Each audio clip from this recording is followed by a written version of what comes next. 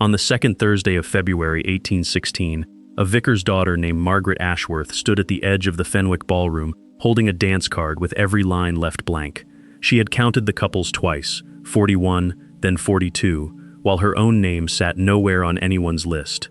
The Fenwicks controlled every invitation issued within 30 miles, and the family had let it be known, in the careful way such things are let known, that Margaret Ashworth was not a woman to be danced with. Everyone in that room, from the dowagers along the wall to the girls barely out of the schoolroom, expected her to stand there until the musicians stopped and then walk home in the cold with her pride the only thing still upright. What the Duke of Rathmore did instead, crossing the full length of that ballroom in front of every family who had crossed her name off first, would be spoken of in that county for the rest of the century. He was the coldest man in 3 counties by reputation alone, a duke who had not danced in 4 years, who had buried a wife nobody was permitted to speak of, who answered invitations with a single line and arrived, when he arrived at all, only to leave within the hour. His fortune outweighed the combined estates of every family in that ballroom, and his silence carried more authority than the loudest voice in the room. Lady Fenwick had built the entire evening around the hope that he might finally look twice at her own daughter, and she had made certain, with a smile so practiced it looked almost kind, that Margaret Ashworth would be seated furthest from wherever he stood, in a chair meant for chaperones and spinsters, so that no one would mistake her for anyone worth his notice. Everyone in that room, without needing to be told twice, assumed the vicar's daughter would spend the whole of the season exactly where she had been placed, overlooked, unclaimed, and grateful for whatever scraps of civility came her way. What the Duke said to her, in a voice pitched to carry to every corner of that ballroom, undid 4 years of careful reputation in under a minute, and nobody in that room ever quite recovered from watching it happen. Margaret had known the shape of this evening before she ever put on the gray dress. She had known it since the invitation arrived 3 weeks earlier, addressed not to her but to her father, the Reverend Ashworth, with her own name added afterward in a smaller, almost apologetic hand, as though the Fenwicks' housekeeper had needed to be reminded she existed at all. Her mother had died the winter before last, and with her had gone the small allowance that made a vicar's daughter marriageable rather than merely tolerated. She had mended the gray dress herself, twice, and had told herself on the carriage ride over that she wanted nothing from this ballroom but the chance to stand inside it without being asked to leave. She had not expected kindness. She had stopped expecting kindness sometime around her mother's funeral, when the Fenwick women had sent flowers and then, within the month, stopped inviting her to anything at all. She had learned instead to expect exactly what she was given, which was very little, and to hold her chin at an angle that made the very little look like a choice rather than a sentence. The Duke of Rathmore had come to Fenwick Hall that night for a reason none of the assembled families understood, and he had spent the first hour of the evening standing near the tall windows with a glass of unfinished wine, watching the dancing with the flat, unreadable attention of a man cataloging a room rather than enjoying it. He had noticed the woman in gray within the first 10 minutes, not because she was beautiful in the way the room measured beauty, but because she was the only person present who was not performing for anyone. Everyone else in that ballroom bent themselves toward whoever might be watching. She simply sat, straight-backed, waiting out an evening that had already decided what it thought of her. He had watched Lady Fenwick steer 3 eligible partners away from that corner of the room with the practiced ease of a woman who had done it before. He had watched Margaret Ashworth notice each one and say nothing. And when the musicians struck up the next set and Lady Fenwick's daughter turned, smiling, to see which direction he would walk, the Duke set down his glass, crossed the floor in a silence that swallowed every conversation in his path, and stopped in front of the one woman in the room no one had thought to invite him toward. The Duke of Rathmore did not ask Margaret Ashworth to dance the way other men asked. He did not bow first, or offer some rehearsed pleasantry about the weather or the music. He simply stopped in front of her chair, inclined his head a fraction, and said her name, her full name, first and last, as though he had taken the trouble to learn it beforehand, which she would later discover he had. The ballroom had gone quiet enough that the musicians faltered on the turn of a phrase. Lady Fenwick's smile had frozen somewhere between triumph and horror, unable to decide which expression the moment called for. Margaret sat very still for the length of one long breath, certain that she had misheard him, or that this was some cruelty dressed as courtesy, the kind of joke wealthy men sometimes played on women who could not afford to refuse to laugh.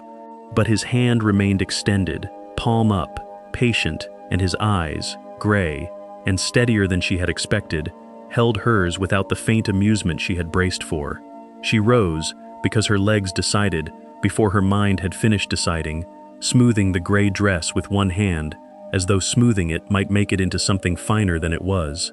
Around them, 41 couples and their chaperones watched a vicar's daughter with no dance partner take the arm of the coldest man in 3 counties, and not one person in that room could explain what they had just seen. The Duke led her onto the floor with a hand at the small of her back so light she barely felt it, and yet so certain that no one watching mistook it for anything but acclaim. He did not speak again until the music resumed, and when he did, his voice was pitched low enough that only she could hear it.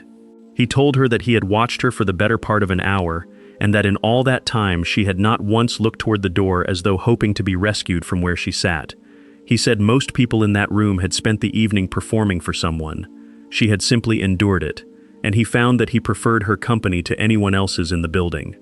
Margaret did not know how to answer a man who spoke to her as though she were the only interesting person present, so she said nothing at all, and let the dance carry her across a floor she had expected to cross only on her way out the door. Behind them, Lady Fenwick's daughter stood frozen mid-step, her own dance card suddenly meaningless in her hand, while her mother's face went the color of old parchment. News of what had happened at Fenwick Hall traveled faster than the carriages carrying it home. By the time Margaret's father heard the story secondhand from a neighbor 2 mornings later, it had already grown 3 separate embellishments, each one making the Duke's gesture larger and Margaret's humiliation, in retrospect, more theatrical than it had actually been. The Reverend Ashworth was a gentle, distracted man who had never fully recovered from his wife's death, and he received the news the way he received most surprising things, with a long pause, a slow blink, and the eventual useless observation that he had not realized his daughter knew any dukes. Margaret did not correct him. She did not, in truth, know quite what to tell him, because she did not fully understand it herself. She had turned the evening over in her mind 100 times in the 2 days since, searching for the catch in it, the moment where the kindness would reveal itself as a performance for someone else's benefit. She found none. He had danced with her for exactly 1 set, walked her back to her seat with the same careful hand at her back, thanked her, as though she had done him some favor by allowing herself to be seen, and left Fenwick Hall within the quarter hour, without dancing with anyone else. The ballroom had spent the rest of the evening in a state of confused recalculation, as families who had crossed her off every list now wondered, in low voices behind fans, whether they had misjudged something. Margaret did not mistake the sudden warmth of a few matrons' greetings the following week for genuine change of heart. She had lived long enough on the edges of rooms like that one to know that attention purchased by another man's interest was not the same as being valued for herself.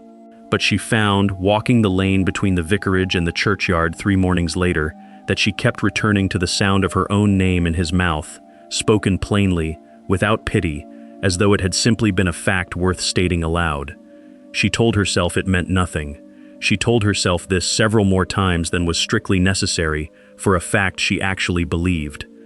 The letter arrived on a Tuesday, delivered not by the regular post but by a liveried rider, who dismounted at the vicarage gate with a formality that made the neighbors' curtains twitch for the better part of an hour afterward.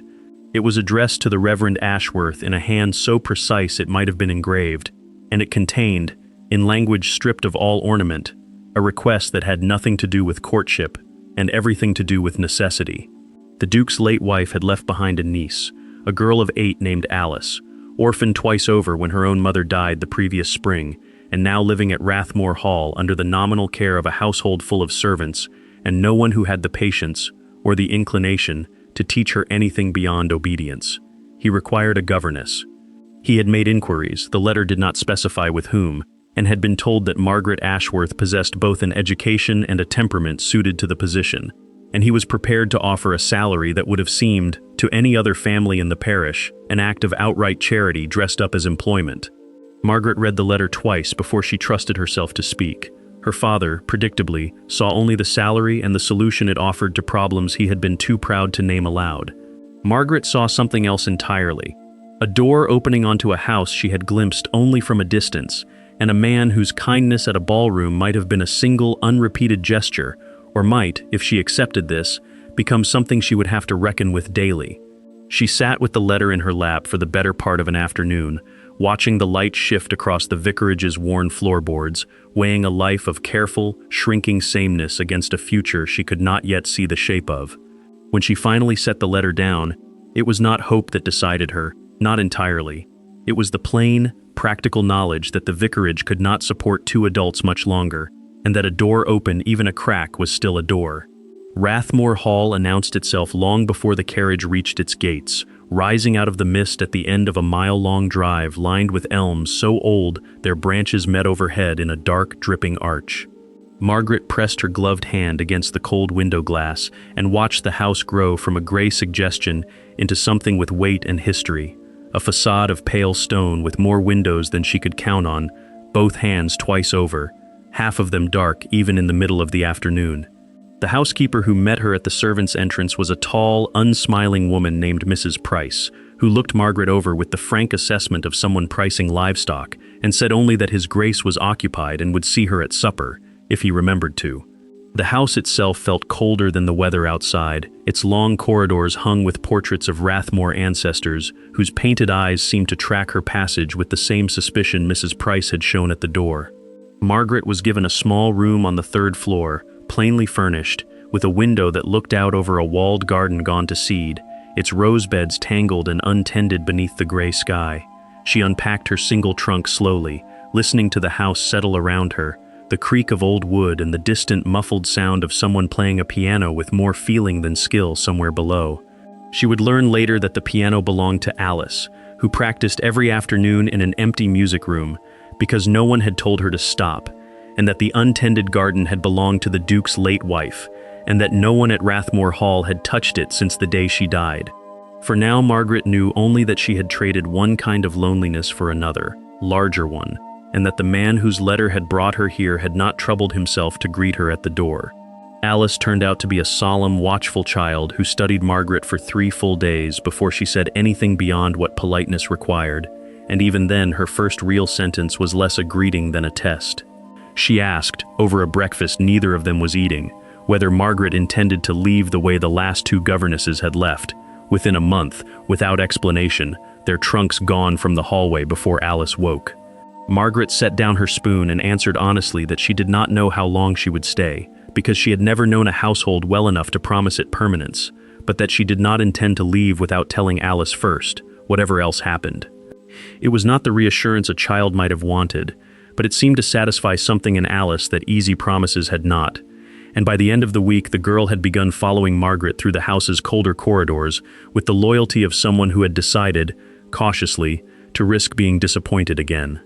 The Duke remained largely absent from both their lives during those first weeks, a presence felt more than seen, his study door closed at all hours, his meals taken alone, his voice heard occasionally through walls in low, clipped exchanges with his steward about tenants and drainage and the price of wool. Margaret told herself she had not expected more, and told herself this so often that she began to suspect she did not believe it. She caught him only once in that first fortnight, in the long gallery at dusk, standing before a portrait she did not recognize, a young woman in blue, laughing at something outside the frame, painted with a warmth that made every other portrait in that gallery look embalmed by comparison. He did not hear her approach. She watched him for the length of perhaps 10 seconds, long enough to see something move across his face that she had no name for yet, before she withdrew as quietly as she had come, leaving him alone with whoever the woman in blue had been. She did not ask Mrs. Price who it was. She did not need to.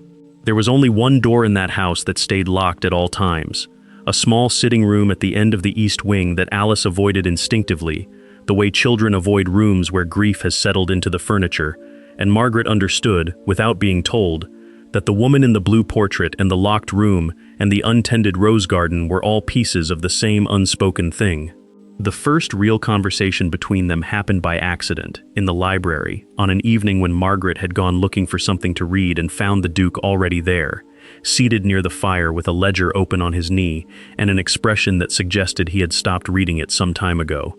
He did not send her away. He gestured instead at the shelves behind him and told her to take whatever she liked, and when she selected a slim volume of poetry with a cracked spine, he asked her, without looking up, whether she read for pleasure or for escape, as though the two were meaningfully different things to him.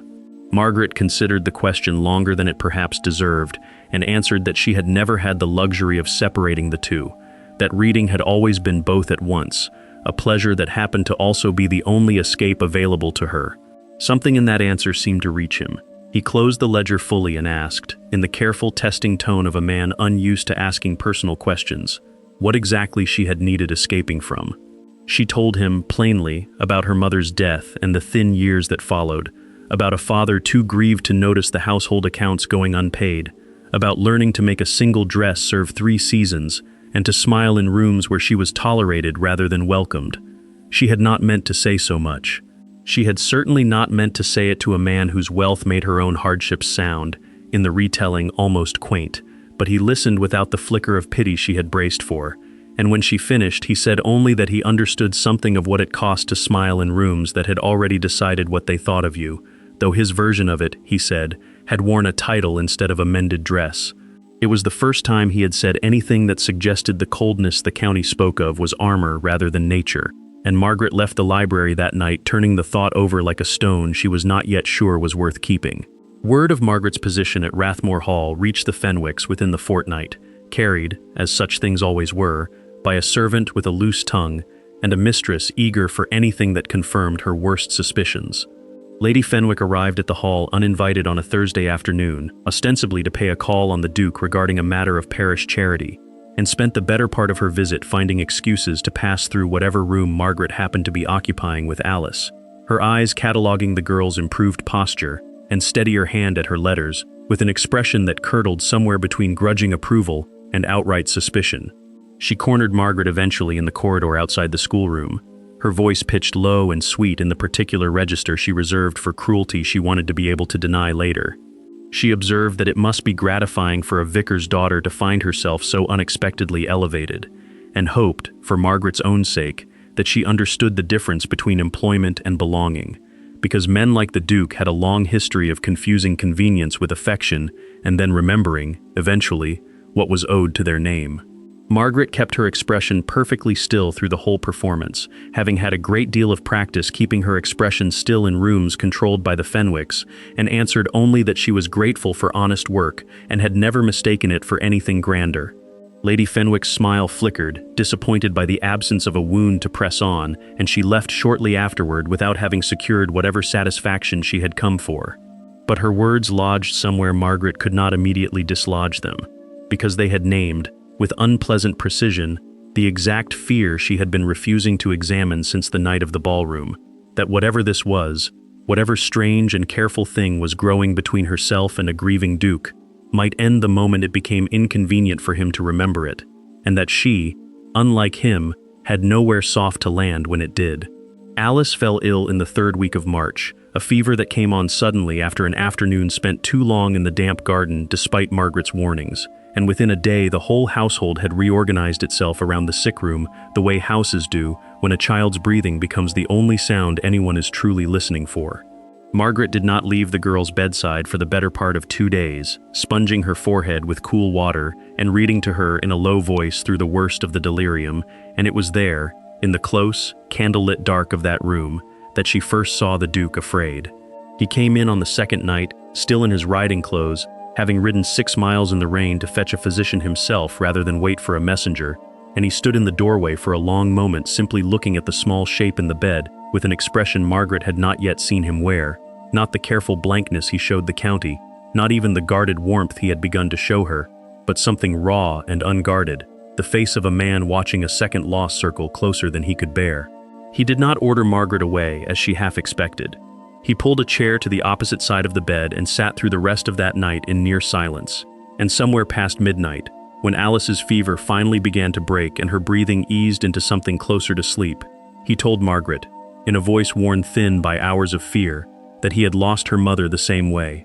Not this illness, but the same helpless watching, the same useless riding through rain for physicians who arrived too late to matter. He had been in this same chair, he said, on the other side of a bed just like this one, and he had sworn afterward that he would not let himself sit in a chair like it again for anyone. Margaret said nothing. She reached across the narrow space between their chairs and set her hand over his, and he did not pull away, and in the exhausted gray hour before dawn, Something between them shifted that neither of them yet had words for. Alice recovered fully within the week, restored to her piano and her lessons with the resilience particular to children who have frightened the adults around them far more than they frightened themselves, and the household exhaled as one and returned, more or less, to its former rhythms. But something in Rathmore Hall had shifted during those 2 nights in the sick room, a loosening Margaret felt most clearly in the small changes to the Duke's habits. He began appearing at supper more evenings than not, where before he had eaten alone in his study more often than at the table. He began asking Margaret's opinion on matters that had nothing to do with Alice's education, a tenant dispute over a boundary hedge, a decision about which fields to leave fallow, questions he could easily have answered without her, and yet ask anyway, listening to her replies with a genuine attention that made her suspect the questions themselves mattered less than the asking. One evening in early April he found her in the walled garden, standing at the edge of the tangled rose beds she had never dared touch, and instead of the silence she expected, he crossed the wet grass to stand beside her and said, without preamble, that his wife had planted every one of those roses herself in the first spring of their marriage, and that he had not been able to bring himself to have them tended since her death, because doing so had felt, absurdly, like erasing the last thing her hands had touched. Margaret asked, carefully, whether he intended to let them go on dying from neglect forever, and he was quiet long enough that she thought she had overstepped. Then he said, in a voice stripped of its usual composure, that he did not know how to grieve a wife whose death had come as something close to relief, because their marriage had been arranged and cold and mutually unhappy in ways neither of them had ever admitted aloud, and that the guilt of not having loved her properly while she lived had proven far heavier to carry than love itself would have been. It was the first time he had told anyone the truth of that marriage, and Margaret understood, standing in the ruined garden with rain beginning to fall around them, that she had just been given something far more dangerous than affection. She had been given his secret. Knowing the truth of his marriage changed the way Margaret saw every cold rumor the county had ever repeated about him, and it changed, too, the careful distance she had been maintaining since the night of the ballroom. She began to understand that the man 3 counties called heartless had in fact spent 4 years punishing himself for a heart he believed had failed at the one task set before it, and that his silence at gatherings, his refusal to dance, his brief and businesslike visits were not coldness at all but a kind of penance, performed for an audience of no one but himself. She found herself watching him differently after the conversation in the garden, noticing the particular gentleness with which he corrected Alice's grip on a pencil, the way he always paused before entering the locked sitting room's corridor, as though bracing himself against something even the closed door could not fully contain, the small, unconscious kindnesses he extended to the household staff that Mrs. Price mentioned once, almost grudgingly, as evidence that his grace had not always been so shut away from the world. Margaret began to look forward to the evenings in the library with an eagerness she tried and largely failed to disguise, and she noticed that he, too, began finding reasons to be in whatever room she occupied, reasons that grew steadily thinner and less convincing as April wore on. Neither of them named what was happening. There was too much standing between them for names, her position in his household, the difference in their situations that the entire county would seize on gleefully should it ever become gossip, the ghost of a marriage he had not yet finished grieving, even if he no longer grieved the woman herself. But there were moments, small and accumulating, that neither of them could quite explain away, as employer and governess going about their ordinary business. A hand that lingered a beat too long passing a book, a silence during supper that felt fuller than conversation, a morning when he rode out early and returned with a sprig of early violets that he left, without comment, on the schoolroom windowsill, where he must have known she would find it. The county did not remain ignorant of the change at Rathmore Hall for long. Servants talked, and grooms talked to grooms at neighboring stables, and by the time the spring assembly at Fenwick Hall came round again, the whole of local society had constructed its own version of events, most of it uglier than the truth. Margaret felt the shift the moment she entered the hall on the Duke's arm, an invitation he had insisted upon over her own protests, that her presence would only invite exactly the kind of talk now unfolding around them in low, delighted whispers. Lady Fenwick's circle had already decided, collectively and without evidence, that the vicar's daughter had schemed her way into a grieving man's household and was now working some slow, calculated seduction on a widower too lonely to see it clearly. Margaret heard fragments of it all evening, a comment about governesses who forgot their place, a pointed remark about how quickly some women recovered from being overlooked once money entered the equation, laughter that stopped a beat too abruptly whenever she drew near. She had expected some version of this. She had not expected how much it would still hurt to hear it, now that there was something real underneath the rumors for the gossip to wound. The Duke, for his part, seemed entirely unbothered by the whispering, meeting every pointed glance with the same flat, unreadable composure he had always worn in that ballroom, and when Lady Fenwick's daughter approached them near the refreshment table with a comment dressed as concern about how tired Margaret must be, managing a household so far above her usual situation, he answered before Margaret could, in a voice that carried further than strictly necessary, that Miss Ashworth managed his household, his niece's education, and apparently his entire social calendar with more competence than anyone else of his acquaintance, and that he had stopped listening some years ago to opinions from people who had never once troubled themselves to know her. The room went quiet in the particular way rooms go quiet when something true has just been said too loudly to ignore, and Margaret, standing beside him with her face burning, understood that he had just done, in front of the whole county, exactly what he had done the first night they met, chosen her, publicly, without apparent concern for what it cost him. They did not speak of what he had said until the carriage ride home, the two of them alone in the dark with the lantern swinging its small warm light between them and the field sliding past unseen beyond the rain-streaked window. Margaret broke the silence first, asking him, quietly, why he had done it, why he had chosen to defend her so publicly when silence would have cost him nothing and spared her the worst of the gossip that would surely follow. He considered the question for the length of several turns of the wheels before answering, and when he did, his voice had none of its usual careful distance. He said he had spent 4 years letting that county believe whatever it wished about him because he had not, in truth, cared enough about anything in it to correct the record. He said that watching her stand in that ballroom, absorbing insults with the same dignity she had shown the night they met, had made him understand that he did care now, more than he had allowed himself to care about anything since his wife's funeral, and that a man who claimed to care and then said nothing while the person he cared for was diminished in front of him was not, in his estimation, a man worth respecting.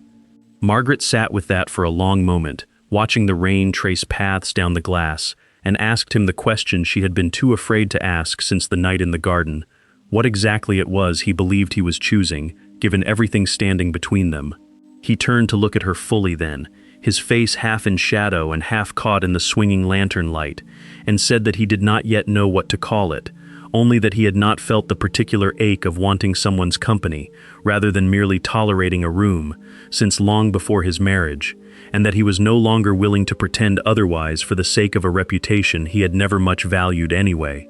The carriage rocked on through the dark, and neither of them said anything further, but her hand had found its way to the seat between them, and his had covered it, and they rode the rest of the way to Rathmore Hall in a silence that said considerably more than either of them had yet dared to put into words. Spring gave way to early summer with a slowness that Margaret would later remember as the gentlest stretch of her life, weeks folding into one another with a rhythm built around Alice's lessons and long evenings in the library, and the particular quiet happiness of a house that had, almost without anyone deciding it, stopped grieving quite so loudly. But happiness of that kind rarely goes unchallenged for long, and the challenge arrived in the form of the Duke's aunt, a formidable dowager named Lady Cassandra Rathmore, who descended on the hall in early June with the express purpose, announced within an hour of her arrival, of reminding her nephew of exactly what he owed his name.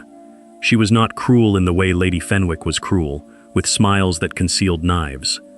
She was cruel in the older, colder way of a woman entirely convinced of her own correctness, and she made her position plain to Margaret within their first private conversation, informing her over tea that she had heard a great deal about the vicar's daughter who had somehow inserted herself into every corner of her nephew's household, and that she wished Margaret to understand, plainly and without hard feelings on either side, that whatever fondness had developed between them could never be permitted to become anything more, because the Rathmore name had survived 4 centuries by marrying carefully, and a duke did not throw 4 centuries away on a governess, however admirable her character. Margaret listened to the entire speech without interrupting, her tea going cold in her hands, and answered only that she had never asked the duke for anything beyond her wages, and had certainly never presumed to imagine herself worthy of his name, a statement that was, she reflected afterward, more painful to say aloud than she had expected it to be, precisely because some quiet, hopeful part of her had in fact begun imagining exactly that. Lady Cassandra's visit lasted a fortnight, and in that time she worked with quiet, relentless efficiency to remind her nephew of his obligations, mentioning, at every opportunity, the daughters of 3 separate noble families who would make him a wife of appropriate standing, arranging, without his consent, a dinner at which one such daughter was seated pointedly at his right hand. Margaret watched it happen from the edges of the household, exactly where she had learned, long ago at other people's tables, that women in her position were meant to stand.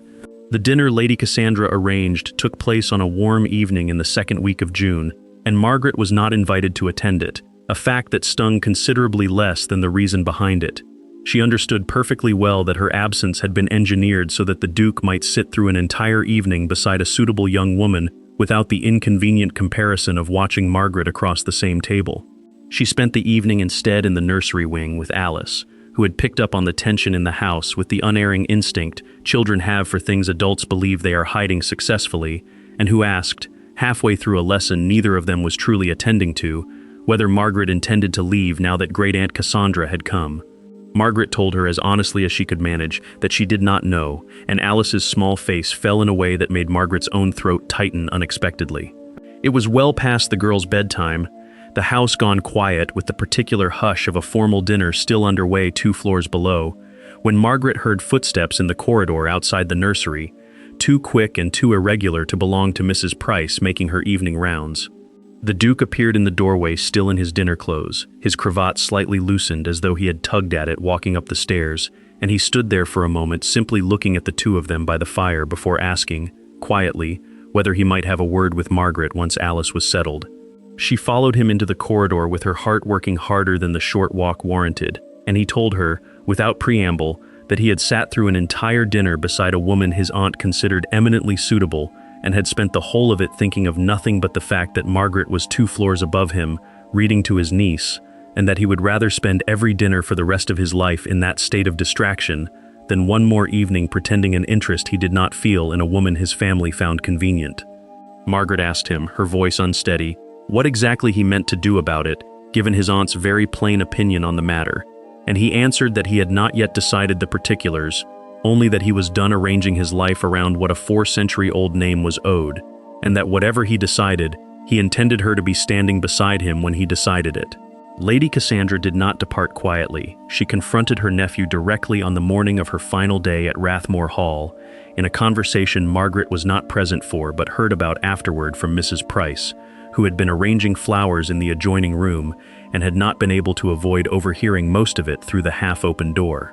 The Dowager had apparently laid out, in exhaustive and unsparing detail, everything she believed her nephew stood to lose, the respect of his peers, the ease of his daughter's eventual entry into society, the weight of 400 years of careful marriages undone by a single impulsive attachment to a woman with no fortune and no name worth mentioning. The Duke had listened, by Mrs. Price's account, without raising his voice once, and had answered, when his aunt finally paused for breath, that he had spent 4 years living exactly the careful, correct life she was describing, marrying appropriately and grieving appropriately and holding himself at the correct distance from anyone who might have made him feel something inconvenient, and that the sum total of that carefulness had been 4 years in which he could not remember being happy for longer than the length of an afternoon. He said he was finished being careful. He said that if the Rathmore name required him to spend the whole of his remaining life lonely in a large house in order to preserve its dignity, then the name could find someone else willing to carry that particular burden, because he no longer was. Lady Cassandra left that afternoon in a state of controlled fury, her carriage pulling away down the long elm drive without a backward glance at the house, and the Duke found Margaret in the walled garden not an hour later, kneeling in the dirt with her sleeves pushed up, clearing dead growth away from the roses his late wife had planted. He knelt down beside her without a word and began working alongside her, and they spent the rest of that afternoon in the ruined garden together, saying very little, restoring by inches something that had been left to die for 4 long years, and Margaret understood, watching his hands move carefully around thorns he did not seem to notice, that he had chosen something that afternoon far larger than a single dinner or a single dance. What Margaret did not yet know, kneeling beside him in the garden that afternoon, was that Lady Cassandra's departure had not ended the threat to whatever was growing between them. It had merely redirected it. The Dowager, defeated in her direct appeal to her nephew's sense of duty, turned her considerable energy toward a different target entirely, calling on the Fenwicks within the week under the pretense of a social visit and leaving behind, in the course of an afternoon's careful conversation, enough suggestion and innuendo to ensure that the county's opinion of Margaret hardened from idle gossip into something closer to a campaign. Lady Fenwick, who had never forgiven Margaret for the ballroom or for the governess position or for the whispered scandal of the spring assembly, seized on the opportunity with an eagerness that suggested she had been waiting for exactly this kind of permission.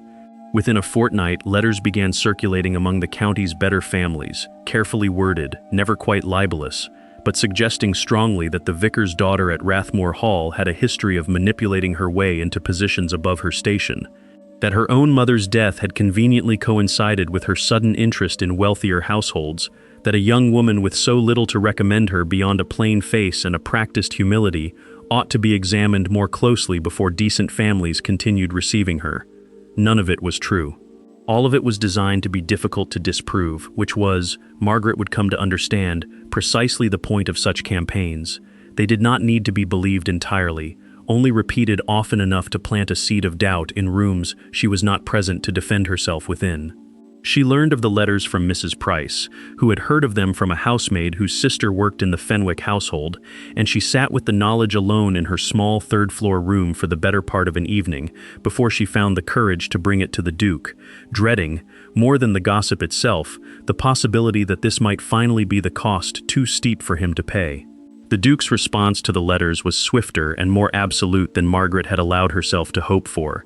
He listened to her account of what Mrs. Price had relayed without interrupting, his face settling into an expression Margaret had not seen since the night he crossed the Fenwick ballroom floor, and when she finished he told her, with a calm that carried more force than shouting would have, that he intended to end this the same way he had begun it, publicly, in front of the very people spreading it, so that there could be no ambiguity left for anyone to hide behind. He sent invitations within the day for a dinner at Rathmore Hall, addressed to every family who had received one of Lady Fenwick's carefully worded letters, including the Fenwicks themselves, an invitation so pointed in its guest list that half the county spent the following week speculating about what exactly he intended to do with them once they arrived. Margaret argued against it at first, afraid of exactly the kind of spectacle it threatened to become, afraid that whatever he planned to say might make things worse rather than better, might give the gossips even more to chew on. He told her, gently but without room for negotiation, that he had spent 4 years letting rumor and careful silence dictate the shape of his life, and that he was not willing to let the same forces determine hers. The evening of the dinner arrived warm and clear, the walled garden visible through the dining room's tall windows in full, restored bloom for the first time in 4 years, and Margaret sat at that table in a new gown he had insisted on having made for her, watching Lady Fenwick's careful, practiced smile falter slightly with every course that passed without incident. Every moment that Margaret conducted herself with exactly the quiet dignity that made the rumors about her look increasingly absurd by comparison. It was only when the final course had been cleared that the Duke rose from his chair, and the room, sensing something was coming, went gradually and then completely silent. What the Duke said that evening would be recounted in that county for years afterward, embellished and re-embellished the way such stories always are, but the substance of it never needed embellishing to be devastating. He did not raise his voice. He addressed the letters directly, naming them without naming their author, and stated plainly that he had traced their origin well enough to know precisely which household had sent them and precisely why, and that he found it a remarkable thing that a family so concerned with Margaret Ashworth's supposed history of manipulation had spent 4 years manipulating every invitation, every dance card, every small social cruelty available to them in order to remind a grieving vicar's daughter of a place in the world that had never been hers to be confined to. He turned, then, to address the table more broadly, and said that he had married once for reasons of name and convenience, and had learned, at considerable cost to both himself and a woman who deserved better than the marriage he had given her, exactly what that kind of carefulness produced. 2 people who spent years occupying the same house without ever once being known by each other. He said he did not intend to make that mistake twice. He said that Margaret Ashworth had walked into his household as an employee, and had, without any campaign or calculation on her part, become the reason his niece laughed again, the reason his late wife's garden bloomed again, and the reason he himself had remembered, after 4 years of careful numbness, what it felt like to want to be somewhere rather than merely to endure it. And then, in front of every family who had ever crossed her name off a list, in front of Lady Fenwick's frozen, furious silence and Lady Cassandra's absence that spoke as loudly as her presence would have, he asked Margaret Ashworth, at that table, in that room, whether she would do him the honor of becoming his wife, not his governess, not his convenient companion, but the Duchess of Rathmore, with every right and protection that name carried, for as long as she would have him. Margaret's answer, when it came, was quieter than the moment seemed to demand, but no less certain for its quietness. She told him, her voice steady despite the tears she made no effort to hide, that she had walked into Fenwick Hall the night they met, expecting nothing beyond the chance to stand in a room without being asked to leave it, and that everything since then had felt like a gift she had not dared to fully believe in, precisely because women in her position learned early not to trust gifts that seemed too large for the hands offering them. She said she had spent months waiting for the moment when his family's disapproval, or the county's gossip, or his own grief, would prove heavier than whatever was growing between them, and that she was tired, finally, of waiting for an ending that had not come. She said yes before he had finished rising from his knee, and the sound that moved through the dining room in response was not applause, not immediately. It was the particular silence of a room recalculating everything it had believed about two people, followed, slowly, by scattered movement, as families who had spent months whispering about Margaret Ashworth's supposed schemes found themselves suddenly, awkwardly, offering congratulations they had not planned to give.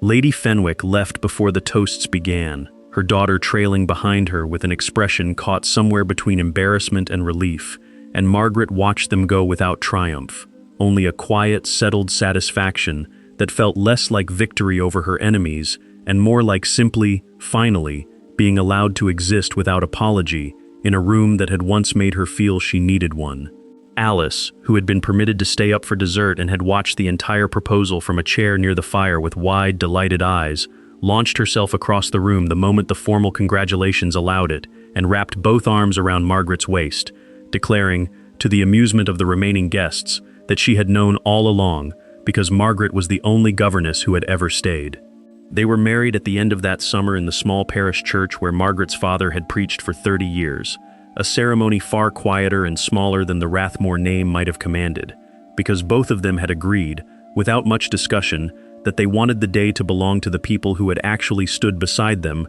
rather than the county that had spent a season deciding what to make of their story. The walled garden had been fully restored by then, its roses climbing thick and fragrant along the old stone walls, and it was there, rather than in the grand hall built for entertaining strangers, that the small wedding breakfast was held, Alice weaving between the tables in a new dress of her own choosing, the Reverend Ashworth beaming in a way Margaret had not seen since before her mother's death. Lady Fenwick was not among the guests. Neither was Lady Cassandra, though she sent, some months later, a stiff and grudging letter that read less like an apology than a reluctant acknowledgement that her nephew appeared, against all her predictions, to be happier than she had ever seen him, and Margaret kept that letter in a drawer without ever quite deciding whether to answer it, satisfied enough that it had been sent at all. The county's memory of that season softened with time, the way scandal always does once it stops being useful to anyone, and the story that eventually settled into local legend was not the one Lady Fenwick had tried to write, but the one that had actually happened, a vicar's daughter left off every dance card, and a duke who had crossed a crowded ballroom to write her name into his own hand instead. Years later, when Alice was grown and telling the story herself to her own children, she would always end it the same way, standing in that same restored garden among roses. Two women had now tended across 2 different lifetimes, saying that her Aunt Margaret had never needed anyone to hand her a place in the world, because she had simply stood still long enough, and with enough quiet dignity, that eventually the right person could not help but walk the length of the room to find her,